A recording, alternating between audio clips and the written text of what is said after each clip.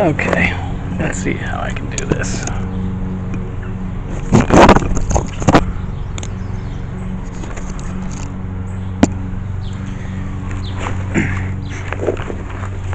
Alright, so a couple of years ago when I did the EFT session on working through cognitive dissonance, I started developing and writing out a list of different things that I was wrong about. The feeling was that if I'm going to present a therapeutic response to working through being wrong, it would be a show of good faith to offer some examples of things that I was wrong about and had to wrestle with. It's something that obviously I didn't complete, as it never made it to anything. So as you can see from this, these are different paragraphs about different things, and then it kind of shifts into just like a list and not a paragraph, but things that I meant to expand upon. And then of course just handwritten things all down the page recently. And the reason I think it's important to kind of go over this now is because a lot of people were wrong about a lot of things, and people have invested many aspects of their identities into these different institutions and different ideologies and different political affiliations and so on and so forth. So what I'm going to do is go through this first page, just read it, and then I'm going to stop the video and I'm going to do the more off-the-cuff things as a part 2. But as you wrestle with the fact that a genocide is taking place on U.S. soil, and that the United States government, through the DHS, is the ones perpetrating that genocide, and the 6 Supreme Court justices in Noem versus Perdomo in September of 2025 are facilitators of this genocide, there's going to be a lot to wrestle with. There's going to be a lot of grief and anger and sadness regarding the facts of what the crime of genocide is, and how intentional abject negligence, specifically to result in preventable deaths, is a form of mass murder, and that inhumane detention centers are in fact death camps, just in terms of the facts of what's going on. So I'm going to continue this. Let's see, actually I got to do this in under 10 minutes. Where are we at? 3. Okay, cool.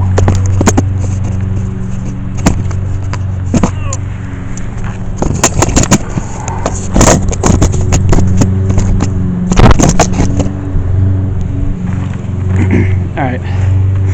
But again, it's important to do this now because you're going to be wrestling with a lot of shit in the coming years.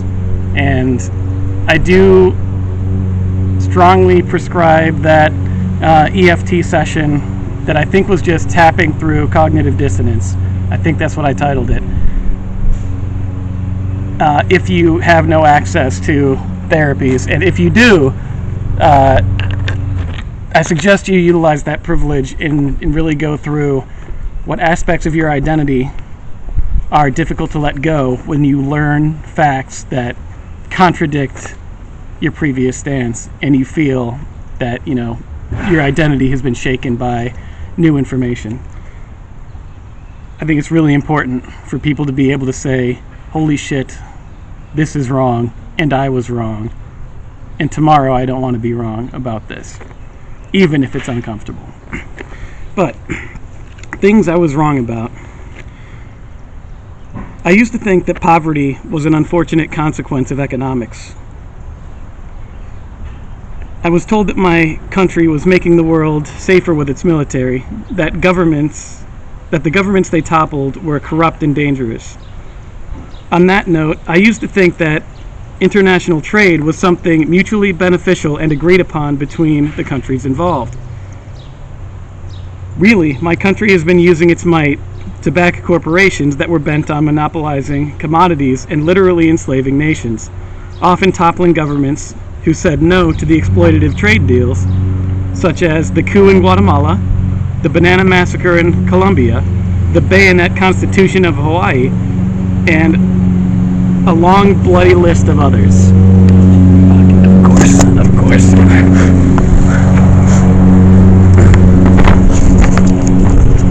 Alright. I don't know if you can hear the machinery there, but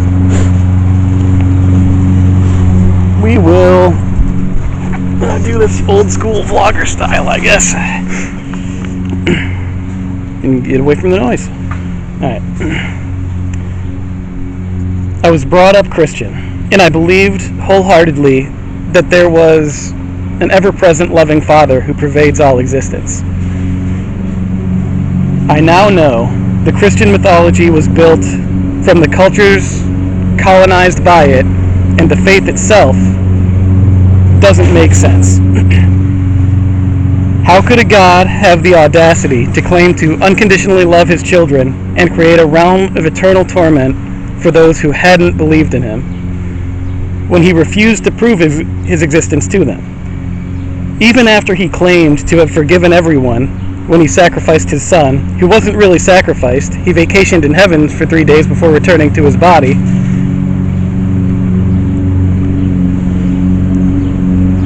I know now that the Christian God is psychologically unwell.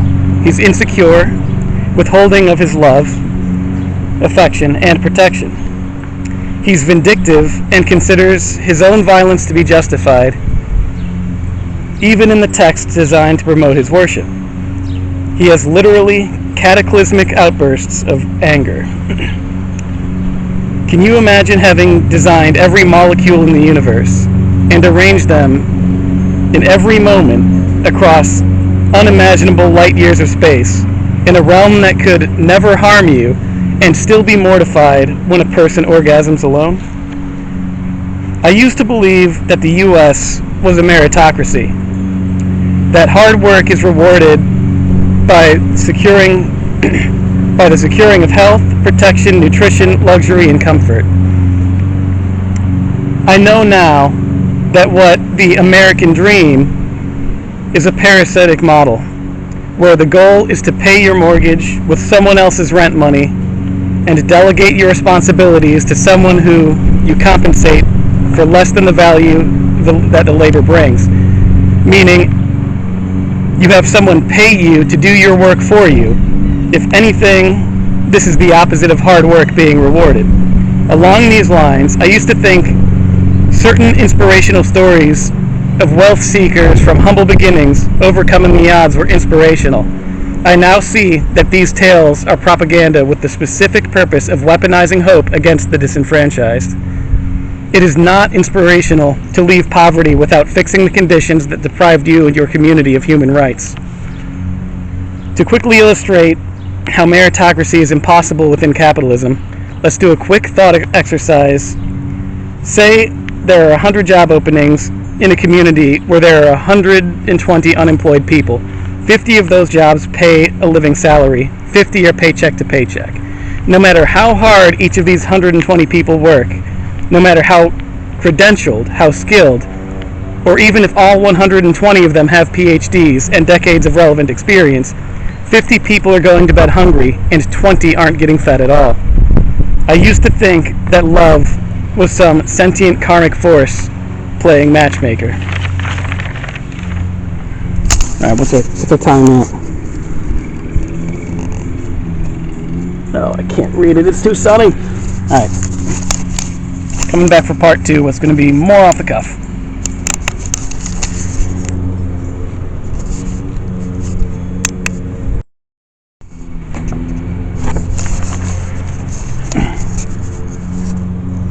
We rolling?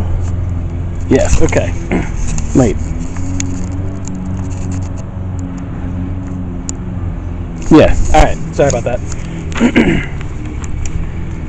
When I was younger, I used to think that people who were addicted to drugs were people who threw their lives away making bad choices.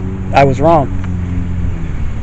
The tragedy of this interpretation is that I dismissed addicted people and largely held my compassion away from them. Not only did I not see these people, I was unable to offer the simple medicine of emotional warmth. It's clear that substance abuse is a means to cope with a very dense world that can be wildly overwhelming. Addiction is the mother in the shadows, I know now, waiting with open arms to hold the children who found too little embrace in their parents, peers, economy, or culture. That saying is too true for comfort.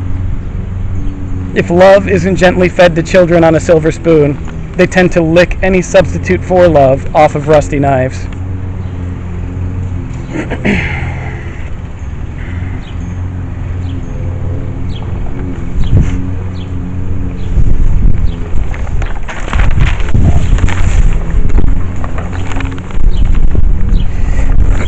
I used to think that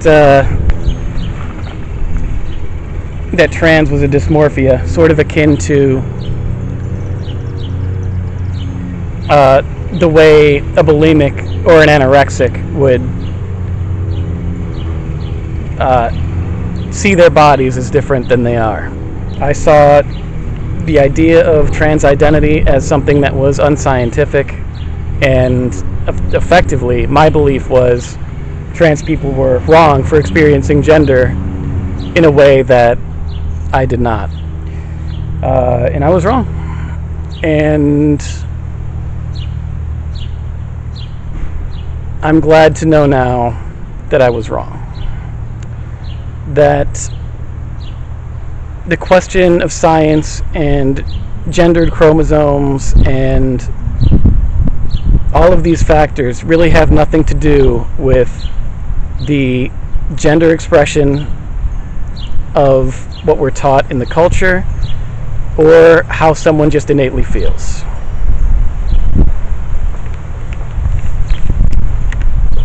I used to think that rape culture was impossible when most men really don't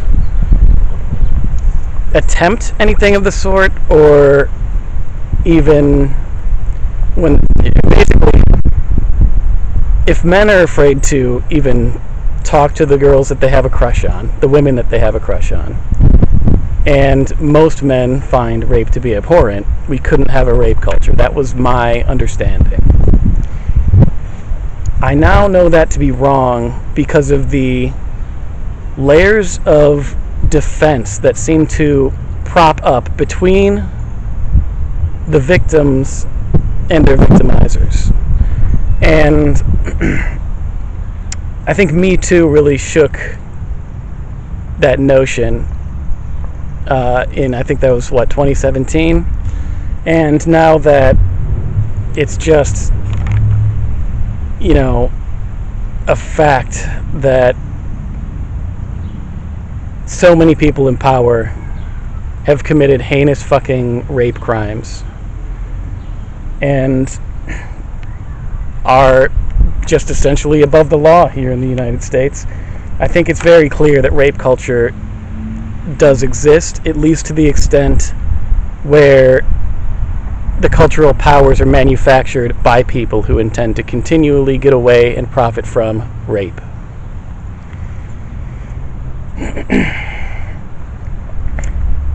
I once believed that our military would protect people from combatants.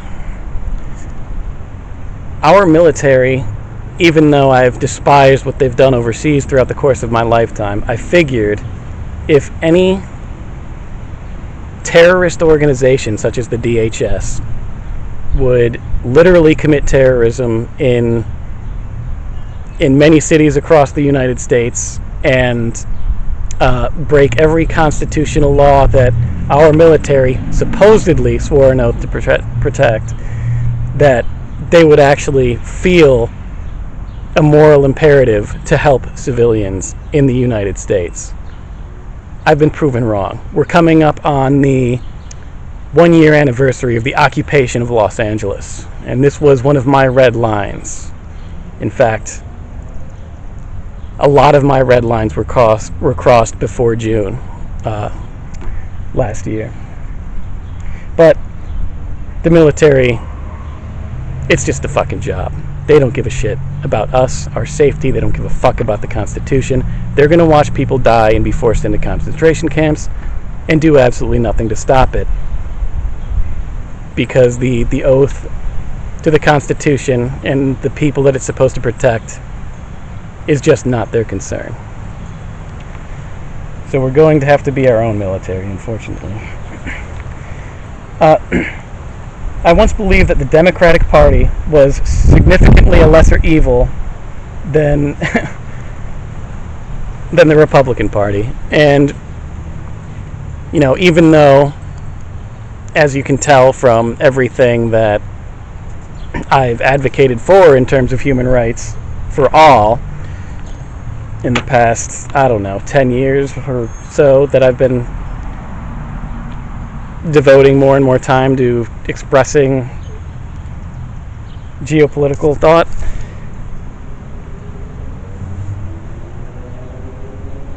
I obviously despise a lot of the theocratic, the theo-fascist, the corporatist, and hatred, just everyone. Like the xenophobia of the Republican Party on open display, which has been that way my whole life, is something that I fucking detest. The Democratic Party says a lot more things that I agree with, but has not really done anything to secure liberties and the rights of the people, in terms of, rather than making housing something that's a human right, they have instead been investing in rental properties and, housing firms. So the things that I despise most are things that the Democratic Party and the Republican Party fully agree on. That is, that incarceration for profit should continue to expand. The idea that housing should never be a human right, that healthcare should never be a human right. These things, despite what they all say, the Democratic Party and the Republican Party at large invest in the suffering of millions of people to profit from the fact that everyone is a captive market to meeting their human needs.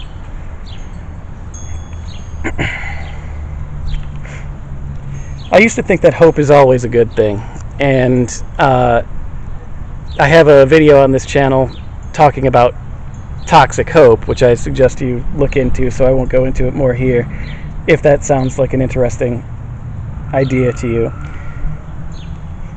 I used to believe that Christianity, being one religion with many demons, it's really two. One,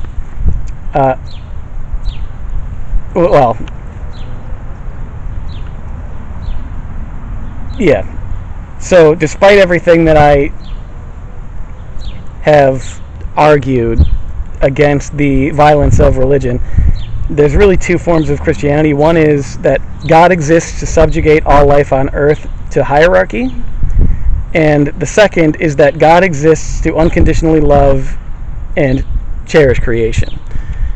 And it's funny that it took me a long time to realize this obvious fact, but some people don't value the teachings of Jesus on merit, but rather on the idea of authority. And in every congregation I was a part of before I left Christianity, there were people who you could tell didn't really worship God. They worshipped hierarchy and authority. And these were the people who never admitted that they were wrong about anything. They, were a sort of... They hated gentle parenting. And that should tell you something. And these are the people who, they really leaned toward more cultural authoritarianism in terms of being proponents of getting things like the Ten Commandments in the classroom or prayer in schools. They wanted to eliminate the separation of church and state and to make the U.S. government something that is a Christian theocracy. And I should have definitely noticed this probably in my teens. My bad. I used to think that charity was inspirational as opposed to proof that the system fails. This is kind of obvious now, but if you have a charity that successfully feeds people who are food insecure, that's great. You know, I love it. In fact, I've pointed to 12 Baskets as an excellent model of feeding people who don't have access to food otherwise in a way that's cost effective, that reduces food waste. I think 12 Baskets is amazing. But any charity that exists to solve a problem is existing proof that the system caused that problem, that people are failed to the extent that charities need to pop up in order to correct the failures of the system.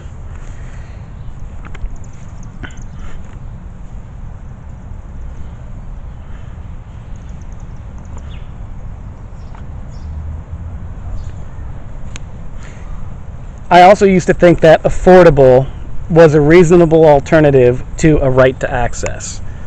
If there's any price to access your human rights, there is a possibility that anyone living paycheck to paycheck just can't access those rights.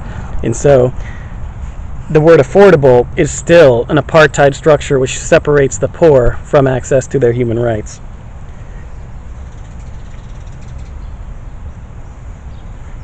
There was a while ago, I used to actually believe that prisons and cops were a societal boon, that police officers and people was a net positive to society.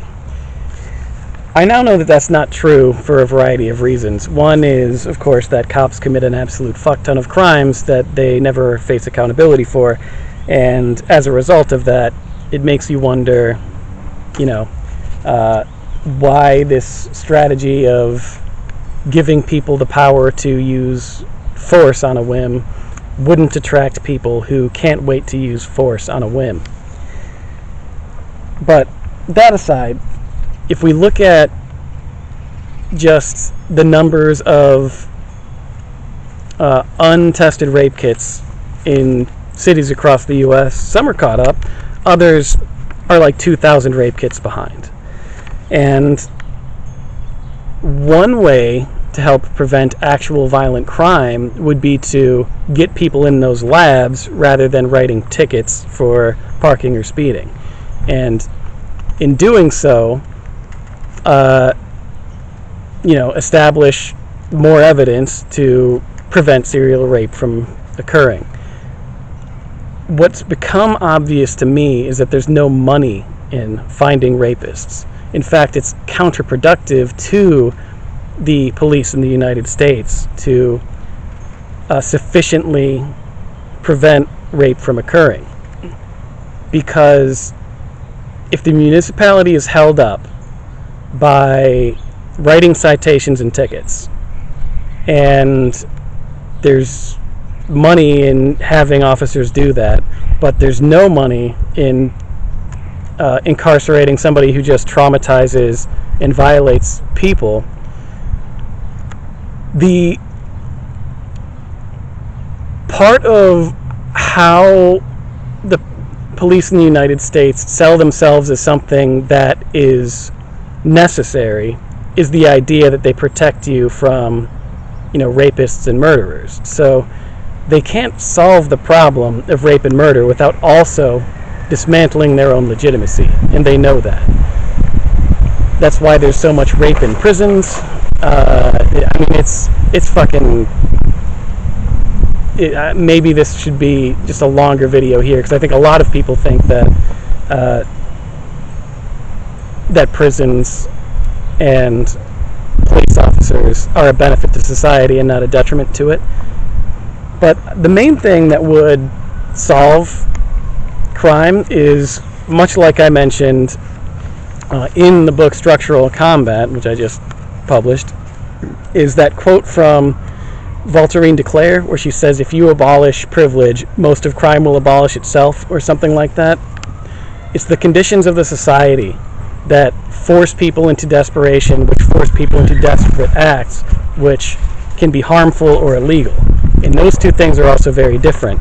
Some things are not harmful but illegal, and other things are harmful, and that's fine. Those things should be against the law. But the reality is, if you want a society that doesn't have a bunch of violent crime, you actually just give everyone access to their basic human needs, including like psychological and somatic therapies. You'll watch crime plummet virtually instantly if you eliminate poverty and do those things. There was the adage, power corrupts, which I believed, but I don't think that's true anymore. I think it's just that gentle people don't seek power. I think people who seek power are the people who intend to use it. And the people who are uninterested in power don't care to attain it. So I think there's a fundamental problem with people seeking power, because if someone wants to be abusive, they're going to want to do it in the most beneficial or safe way that they can. And they will find positions where their decisions and subject other people to their will. And so it's not that power corrupts, it's that corrupt people who want to do corrupt things understand it's advantageous to have power. Okay, I also believed in the sort of human beings as savages, but thinly masked by politeness and decorum. I no longer believe that. I think looking into epigenetics and traumatology has made it very obvious to me that people can live psychologically well-adjusted lives for the entirety of their lives if they are properly nurtured and cared for. And I think my coming to that conclusion that, everyone's a savage when the chips are down was, completely forgetting the fact that most of those conditions were caused by systems, structures, and of course the structural combatants who utilize those systems to create things like poverty and famine, and to manufacture scarcity, to capitalize on desperate markets, on captive markets. And this one is one that I also learned very recently, is I thought everyone had a red line. I thought everyone had a point wherein if their government tried to return to Jim Crow, or if their government developed a Gestapo to hunt for Anne Frank, that they would be willing to shake the world in their communities to prevent those things from happening. And I think I'll be grieving for the rest of my life the fact that most people just don't care as long as they're not harmed. And that in every resistance movement throughout history, it was probably like, I don't know, a very small percentage of the population that protected people.